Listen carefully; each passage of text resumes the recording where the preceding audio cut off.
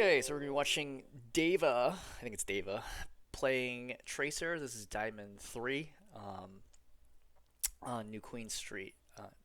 Interesting thing is that I have already reviewed their previous video. I think a couple of weeks ago, actually about a month ago now, where they were in platinum, and I identified a bunch of mistakes. I would say target prioritization and decision making, and dying a lot were probably like the biggest themes that I kind of highlighted from that.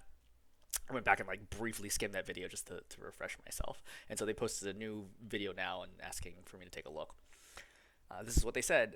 I've been wanting to request a VOD review for quite some time now, but I can see my mistakes clearly. I was hesitant to think I should work the things I'm seeing, but I have a lot of trouble doing it. In this random replay, I finally managed to correct some of my biggest problems, one of which was dying too much. I realize if I play a perfect movement, I could potentially never die. Sorry, this is like a lot of text, so I'm probably gonna just skim through this. I think overall is, they kind of feel like they've hit maybe a little bit of a wall. They feel like with Tracer, they if they played perfectly in terms of mechanics, they would just never die. But it's very difficult to play perfectly, and they also feel like a tremendous amount of pressure, like mental pressure to play, that they don't feel when they play, for example, Soldier 76. And specifically, they say something like, "I have 70 plus hours on them. Almost every match, I'm fighting for my life." And just talking through that, I think my first tip here is Tracer is one of the highest skill ceiling heroes in the game, right? If not maybe number one, right? She's like probably top 5 for sure. She's unbelievably difficult to play, but incredibly expressive in that, again, you can be so good at Tracer, and I think if you look at top 10 lists of DPS, the Tracer typically shows up on there because you could be so amazing, but it's extraordinarily difficult to play Tracer at a really high level, and it's very punishing, especially as everyone's aim improves. You'll find that you get melted really fast because again, like even with better movement you can dodge more, but fundamentally you're still going to have the same hitbox as a lower skilled player, and someone who is better shot will hit you, and so you have to be much more strategic. And I say this as somebody who's not a top Tracer player, just trying to guess as best as I can. I think you need to be much more strategic about when you choose to take your fights and things like that. And it's not just mechanics; a lot of it's just like a great game awareness, positional, and tracking abilities and angles and things like that. So I think it's very complex to play Tracer. That is the journey that you were signing up for, right? If you want to play Tracer, you enjoy playing Tracer, like keep playing Tracer. But if you're like, hey, my goal is to be like one of the best Tracers in the world, I'm going to tell you that I don't think anybody plays Tracer at any level who's like, this is a casual experience to me. It's not like that. Like, you will always feel some very high degree of stress when you are playing because she's such a fragile hero. And again, there's a very fine line between dominating and getting absolutely destroyed as Tracer. Because you walk in, you eat like an instant headshot, and then that's it, right? And it's like now you provide no value, you lose that fight, and you come back and you feel stressed, and maybe you push yourself when you get killed again, and then you basically lost the game, right? I would say in many games, if you make mistakes for 2 fights, you're probably going to lose the game. So yeah, just really tough playing Tracer. But at any rate, I think there's a good post recently on Overwatch University, I think even just yesterday or the day before, talking about Tracer and the mindset of Tracer. I think that was a really good one.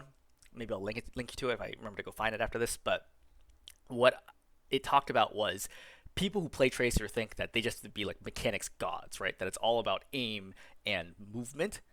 But there's so much more to it than that. There's so much about picking your battles that is super important, right? About choosing when to fight and not necessarily to commit to the fight, and trying to keep your resources as high as possible. And I think that's a very common thing, because like again, when you see the highlight clips, you don't see Tracers like constantly jockeying for position and like moving around in the backline. You see them like going in and one clipping somebody, and so you're like, that's what I want to do. But that's like so hard, and that's so rare, right? The reason they're highlights is because you get to so few of them in a game. Like you might only get like 2 opportunities to do that entire game, because if the other team plays well, you just won't get those, but they can be very high value ones.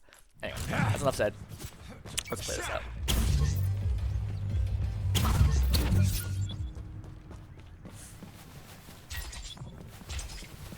One thing I was going to add here is I think you seem relatively new to Overwatch to me, right? Basically, my understanding. You have 70 hours on Tracer. Tracer seems to be your topmost player. You say Soldier's like, 10 hours as another example. You have so few hours compared to maybe where you want to be, right? Like, again, I don't even know how many hours. I mean, it's definitely over 1,000, right? I would probably guess somewhere between 1,200 and 1,500 hours. I can play probably 3/4 of the heroes in the game at like a low diamond level or better. right? Like I know how almost, and I could tell you all the numbers for like, not all numbers, but like most of the numbers, the important numbers for most of the heroes in the game in terms of healing, damage, rough idea of the cooldown. Like is it 4 seconds? Is it 8 seconds? Is it 12 seconds? Is it 15? I could give you like a pretty good idea of all those cooldowns. As Tracer, you're going to need to learn all those things. You're going to play well because you have to know the Ana used Sleep Dart 6 seconds ago, right? Roughly. Does she have Sleep Dart now, and will she be able to use it when I'm fighting her? Okay, and if you exclusively play Tracer, there's some degree where like you can kind of learn it passively by like, oh, I got slept there. That's interesting. I guess she can have it faster than I expected. But if you just play Ana, then you'll learn that faster, right? So in kind of counterintuitively, but like to get better at the game, it helps to learn more about all the heroes in the game, right? So especially if you're like, hey, I'm having a lot of trouble playing against Hanzo, for example, right? Play as Hanzo for a while, right? Okay, slight technical difficulties. I'm gonna had to stop the video and start it again, so I'm probably gonna try to stitch these together to make one cohesive video. Anyway, as I was saying, playing other heroes will make you better at Tracer, is the short answer. Will it make you as better as playing more hours of Tracer? Probably at a certain point. I think you'll probably hit an upper level where your gains on Tracer are relatively slow compared to playing other heroes, but also maybe not, right? I think it's your mileage may vary, but just something to think about. I would also say you have 70 hours in Tracer. 70 hours is nothing. A lot of people say that in order to really kind of get like the fundamentals of hero, you're probably looking at 100 hours. So I don't think you're even at a point where you understand like fundamentally all the different aspects of the hero. And what do I mean by fundamentally? Do you understand how blanks work and pulse works, blah, blah, blah. But like you like technically understand them, but like can you execute in all these different scenarios? No, probably not. We're not even asking for like really high skill things like one clipping or understanding when to melee or whatever. There's tons of micro details, and that starts the 100 to 1,000 hours run where you just get super good at the hero just playing it through. So again, I think the short answer is I think you have very high expectations for how fast you want to be like growing, which I understand, but in reality, in the grand scheme of things, you are quite frankly like an infant in terms of how long this journey is going to take you to get good at this hero. I think doing this is reasonable. I think you're looking for an opportunity, right? Good hit there. So, I don't think I agree with this blink, right? She turns, or rather he turns, okay? And obviously, maybe the rest of the team will turn. Blinking towards the Winston here will sit you in the middle of their team, right? And suddenly, you're going to be able to be attacked by all these heroes simultaneously, which includes the soldier, right? The soldier could potentially clip you here or helix you when you're not paying attention, right? It's very hard to track things from, like, if you're standing right here, 1, 2, 3, 4 possible angles you can attack from. I think this is crazy. I think either you blink to the right here, right, and continue taking this duel and see whether or not you can potentially win. You're already ahead, right? Like, you could shoot this cover, right, and then blink back out and take this fight. He's already lost a third of his health, right? Or you could blink backwards, right? I think that those are better options than trying to blink into the middle team and then things get crazy from there. And once you're here, like everybody can kill you, right? This is including, the Ana coming here. Like this is actually crazy to me that you want to be playing in this spot, which is entirely forced of your own accord, right? I don't know what happened here. Right? You're forced to you should have died there, right? You just walked out of there after that blink. You could easily have died there from a Helix Rocket, right? You had 105 health. Helix Rocket is 120 on a direct. So absolutely bonkers that you chose to take this route. You got super lucky. Off angle, fine. Here goes footsteps.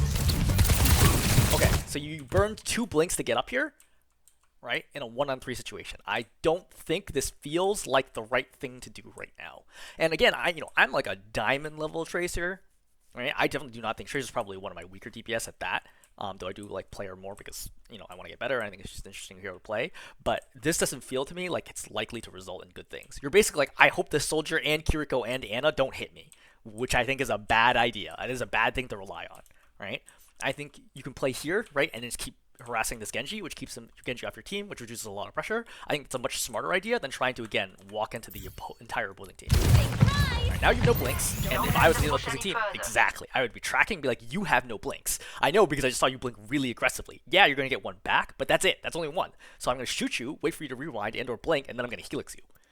Right, helix, force the rewind, now you have 0 blinks, now you're in the middle of the team. Now you're just like, oh, I hope I get away and nobody hits me. Which again, relies on luck, right? You're relying on the opposing team not being able to hit you instead of having good decision making or movement. And now you have 114 health and rewind, thankfully, back up, but yeah. I think in that situation, I think you need that better. Right, you missed a lot here. Sorry.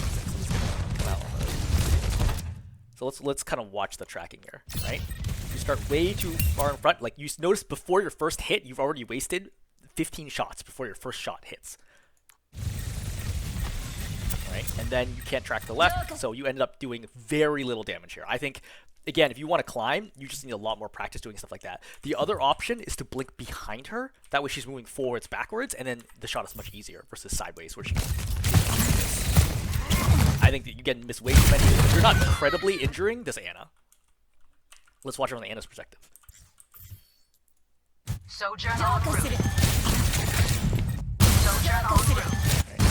Ana's here. Okay, you did 50 damage. You did 20 damage. 15 damage. Dead. Even if she hadn't gotten grenaded and got no help, you still weren't killing her. And she's not even trying to dodge you. You know, I don't know what to say here other than you have to be able to do more damage there, right? Fundamentally, you're playing a DPS hero. You're playing an incredibly unforgiving DPS hero. You have to be able to track there. If you can't track, right, in what was a pretty good situation, right, at least the first two clips, no one is able to react to you, so I think that's good. I think a good hallmark of Tracer is the team reacting to me when I'm shooting? If so, I can just leave and I've done something, right? But if no one's reacting to me, I better be able to kill someone, right? Imagine if you're any other hero in the situation, right? If you're Soldier, if you're Reaper, if you're Cassie, whoever, I think you kill the Ana here, or maybe Force Grenade, and maybe, you know, maybe she dies after that, but at least you do way more damage than you do as Tracer in this situation. You whiffed way too much here. And does it happen? Yeah, it happens to me too, and that's why I don't expect to climb on Tracer. I'm not thinking I'm going to Masters on Tracer anytime soon because I cannot. Stuff like that will happen to me. Do I think I would have done better than you in this? Probably, right? But like maybe you'll do better than me in other situations. But on average, I don't do enough to kill people that I think, oh, I'm definitely headed to her. Right? You just need to have far stronger mechanical skill in that situation. It's not even a duel. You know what I mean? I'm not asking you to win a one-on-one duel here. You're shooting at an Ana who's literally not even dodging you. And you had 3 clips to do so, and you did a sum total of about 100, 115 damage maybe. That's not see, good tracking, right? But again, good tracking because you're coming at an angle where A, he's standing still, right? Which is crazy. That's why you don't never stand still in this game ever, right? And B, he's moving kind of, he can't go backwards here, right? He can only go this way really, or forwards, which makes your aim easier. Second, right here, blink and melee, right? Blink and melee. Right? Force this, now you're in trouble, right? Away.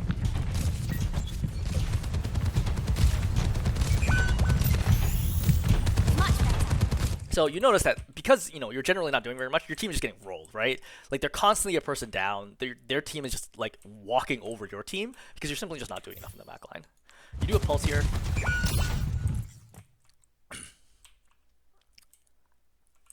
You know, it's tricky. So the short answer is I think you're making the right call here by not fighting because I don't think you can realistically do anything here unless you're trying to land a pulse. However, because you failed your last attempt to do something, the period where your team really needs you to do something, you were unavailable. You know what I mean? Like, the team really needed you to do something 10 seconds ago. 5 seconds, right? Now the fight is in earnest, okay? Everyone is committed. The Soldier is vulnerable back here. The Ana is vulnerable back here, okay? And you go for the Soldier. Like, this is the right kind of timing for you to be initiating. And because you don't do anything here, right? They're like, okay, well, Tracer's gone. And then we go back to rolling your team, right? And I feel bad for your team in this situation because, you know, you're basically an AFK for when they really need you, right? And now it's a 5-on-4, right? 5-on-3, and then there's the world. So right now it's like kind of tricky. It's like, what was your plan here, right? Walk up. There's like 3 people here on the cart, right? Plus 2. You can see in the kill feed that your team is down a ton, right? I was watching it above. So your team only has 2 people up here, okay? You're right here. What is your goal, right? There's basically two reasons that you're fighting, right? Number 1 is to get kills. Number 2 is to distract the enemy. So let's figure out number 1. Can you kill this Kiriko here?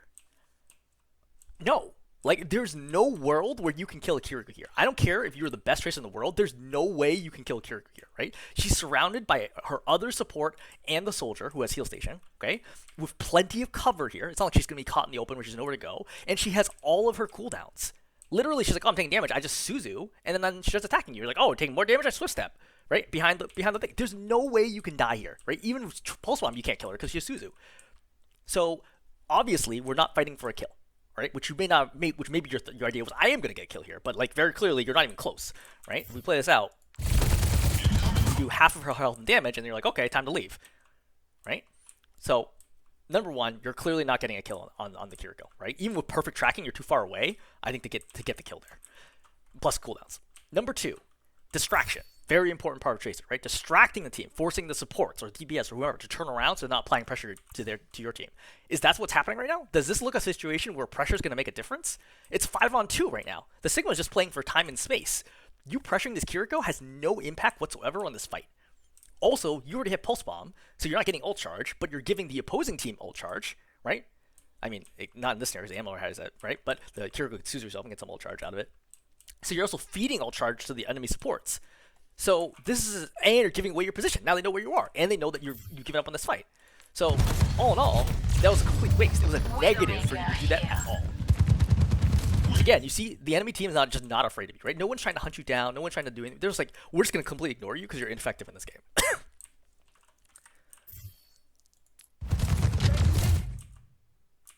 Just checking to make sure recording's still going. Alright, so now your team's grouping up, right? You can see, right? You can look through walls. You can see your team's coming back from spawn. So you want to wait a few more seconds, right? You're too early. You're too early now. Way too early, right? You see, look at the setup of the team, right? They're not committed. They're just posturing right now, moving the cart forward. They're not committed. You want to wait until they're committed, and then you go in. Because right now, the Winston can be like, oh, look, a Tracer here. I'm just going to come back and deal with you. And he loses nothing. But when the Winston jumps in, he definitely cannot do anything to help you, right? Same thing for the DPS, right? Same thing for the supports. You are going probably 5 seconds too early right now. Number one. Number two, looking at your actual blink mechanics, right? 1, 2, pass the Ana, and now you whip the whole clip, and now you whip the Pulse Bomb. I mean, you can't win games if that happens, right? It's like you blew all your resources, you completely missed, and you went at the wrong time. So, now you're... And now, once again, your team is like actually trying to take a fight, right? You see, they're committed, right? The Ana's somehow in here, the Widow's in here, right? The fight has proceeded in earnest, okay? But, Sigma's in their team. This is the time where you could be going in here and taking advantage of this. But instead, like, see how low that soldier is, for example? Right? The soldier's crazy low. Imagine if you've just been hiding here the whole time, waiting. You hear your Sigma go in, jump in and kill the soldier, right? Easy, right? It's so easy for you to kill the soldier right now, but instead, you're over here doing nothing. Yeah, as a soldier, sure, very clearly that your team is winning, or rather, their team is winning, without... Again, absolutely crazy. You see how low the soldier is? Right? You see? This is nuts! He still has 25 health! Right? You could just melee him at this point. And if you reload, you're like, oh... And now you can kill soldier, but it's too late because you heal like Kiriko, right? Kiriko heals something like 70, 80 health a second. I don't think you can reliably outdamage that. Right? Not at your skill level, not at this distance. I think you go for the Kiriko once he starts getting healed, right? Plus he's... Motivating the robot! They kind of give up. So I would like to point out that your team won this fight basically without. Right? They basically just want to pull. All the kills you're getting right now don't mean anything. They would have died regardless without you. I don't want you to take any credit for any of the kills that you just got. Right? Again, your team definitely won that fight completely without you. None of the skills matter.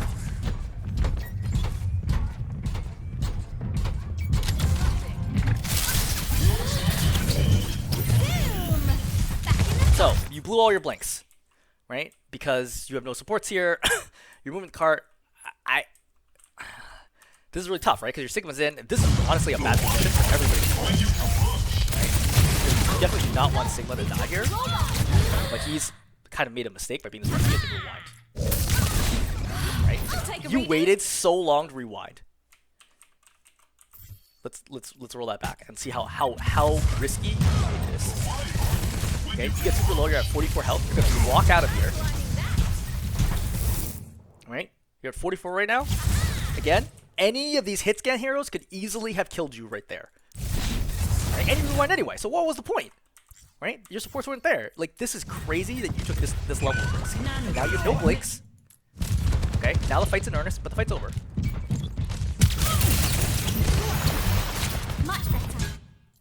So Much better. yeah, I think with Kiriko here, I think you have to leave. There's no way you can fight this. But now, no real blanks, no rewind. The Junker Queen stands with ya. Like you're a great example of, quite frankly, and I'm gonna be brutally honest, of like a tracer where I'm on the opposing team, I have no fear of My whatsoever. ultimate There's is no ready. ability to Join kill me. anybody, even in favorable situations. Your timing is poor. You're not playing with or around your team at all, and you're easily deflected. Like Soldier, who I don't think is a strong counter against Tracer at all, is easily chasing this.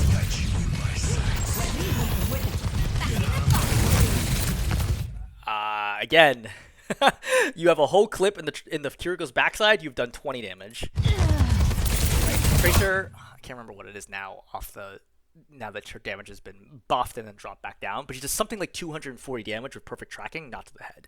Right? If you're hitting 25 damage, you're doing about 10% of the damage that you could be. Always here for you, mate. Well, I guess that's a good stick, but like everything else about your mechanics is wild. So like 1-2, jump too far past. Okay, look, I think this is a good time to reset, right? Remember we talked about 100 hours for Tracer? This is a good example where I don't think you know how far Blink goes. You clearly did not mean to go this far, right? There's a moment in panic where you're like, wait, I've gone too far, right? Once you hit at least 100 hours, I think stuff like this happens way less often. You just have a good feel for exactly how far the Blink is. Alright, by the way, good tracking, right? Kills that actually matter.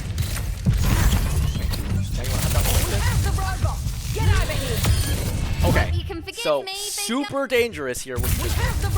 Why? Because the second you hit here, oh, I think he melees you first. That's what happens. But yeah, the melee you won't have. If that was melee, then that was closer. Then that was less close.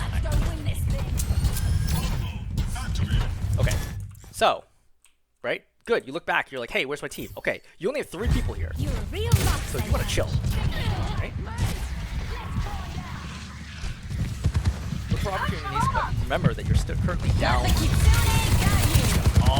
See, like if you're just a little more patient, and get to the right side of the tree, you don't have to deal with the tree covering you, right? That's like such an easy one-click. You have to be able to like one-clip or nearly one-clip people in the situations, right? Again, you don't need to hit all your shots. You only hit about like 75-80% of the shots, and even less if you're hitting them ahead, and then melee, and they're dead. That soldier had zero awareness that you were there, and you completely whiffed this. Right? And then when we're aiming again, and read, right? It's like you blink in, but you don't realize how much you're flicking. You only have 6 shots here. This soldier is not dying, right? Even with 6 shots, you're not going to kill him here. All right, 6 shots plus the melee maybe, but like you blink all the way in here, right? And then you're like, oh shit. Now you reload. Beside the soldier, you rewind, but I don't think you need the rewind here, right? You're still 130 health. The soldier's not charged. She's not going to kill you. Right? Now you're going too fast. Right? The Ana is trapped in the corner and you're missing her. This can't be happening. It's tough, I know. You have to be extra speedy, I think that's good tracking, right?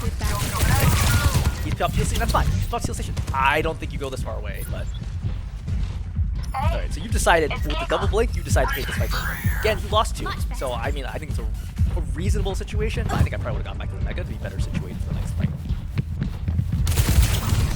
Alright, this is good reactive blink. You didn't get hit by the Helix. You know the soldier doesn't have Helix now, so 1-on-1 is far more viable. You hear this. Why are you blinking? Like, you don't even need to blink here. Just immediately start shooting her. Winging it. Oh no. Okay, well, I mean, you land it, so that's good. So I would say good play, right? That's probably gonna help your team. So I would say this is the first fight out of 5, 6. I guess one of them will give you half credit for, but like that was the first fight where I feel like your pick actually was probably the single biggest factor in what is happening. Get stuck in it.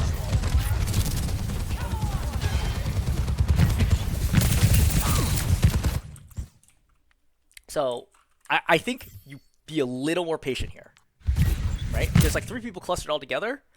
Your Junker Queen is not committed yet, right? Just give a little more time for your tank to get in there and start getting people low.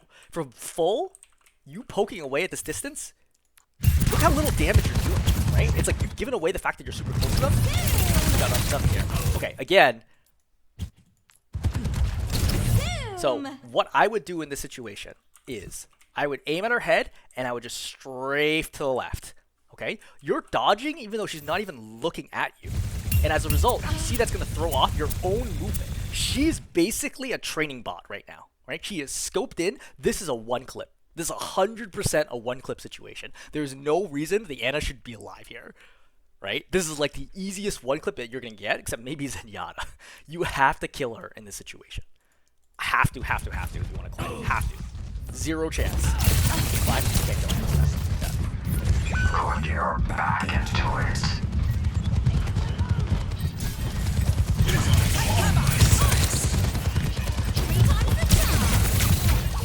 Again, a lot more missing. Better tracking. Again, like your tracking is good when they're running in a straight line. But it's like beyond that, you can't really do one. So, you had, I think, 2 different opportunities to get kills there, and I think you flubbed them both. Right? I don't know why you're just standing back here. Okay, I'm gonna stop because I don't think it's worth continuing to move forwards. So, you know, what are the things to work out, right? I would say number 1, you have to just get better at killing people, quite frankly, right? I think that you cannot reliably kill people who are in when you have an advantageous position. And I think that there are often scenarios where there are one clips that you should convert that you basically never get, A, and B, there are situations where you should get 2 clips that you also never get. I don't think you can ever kill people in less than 2 clips, first of all, and I think the 2 clips are probably maybe less than 10% of your kills, and the rest are things where somebody else had to assist and do damage for you to kill, or you need somewhere like 3 to 5 clips to kill people, which I think is pretty bad if you're trying to climb to the next level, right? If you're trying to get out of Diamond to Masters, I hate to break it to you, but like the typical Diamond Tracer is worlds better than you. Looking at this replay, I'm like actually kind of surprised that you're able to stay in Diamond. I mean, granted, like you may play better in other games or play better in the back half of this game, I don't know, but this does not feel to me like Diamond level Tracer gameplay. I do forget if this is PC or console, but for PC, this was not the level that I would expect. So 1, just the mechanics aspect of it. Number 2, the timing is poor, right? You're too impatient about when you go in. Okay, I think that often you wait like 5 seconds more for your tank to do. I think one of the things, because Tracer can do anything, you're like, I'm gonna go in there and one clip somebody and I'm gonna leave. But first of all, you have no consistency one clipping people at all, so like why would you rely on that? A. B, you never give your tank the chance to do anything, right? You're always going either before the tank has gone in or you're not available when your tank goes in. As a result, you two are working completely on different, you're like playing different games, you know what I mean? When I play tanks, I find it was really frustrating when the Tracer goes in and like has rewound before I've got in there. I'm like, well, now I'm fighting a 4 and 5, right? And Tracer's like, well, you know, why didn't you go in when I go in? I'm like, I can't necessarily, right? I have to wait on the whole team to be ready as a tank. I have to wait on the right angle, the right positioning, and when the cooldowns to be used. There's a ton of things. Tracer, you can go whenever. Like, you can always sit in the flank and just crouch in a corner and wait. You are way too impatient, right? So synergize, right, with your tank. Time your attacks when the tank is in and committed. That is when you can go in and do something. Not in these like neutral phases when they're just moving a robot. It's really easy for them to deflect you, right? Go in when they really struggle to turn around and fight you. And I think the third thing is how many risks you take for very little reward, right? Starting from the very first fight in the game where you damaged that Genji and then you blinked into the middle of their enemy team, right? Why? Why would you do this, right? Play safer. Don't rely on the opposing team to miss shots on you, right? I think you need to be much more cognizant that as you climb, people's aims will get better and better and better to the point that you will get absolutely melted. And I don't think you realize how hard it will be playing Tracer at higher levels. Okay, hopefully that's helpful.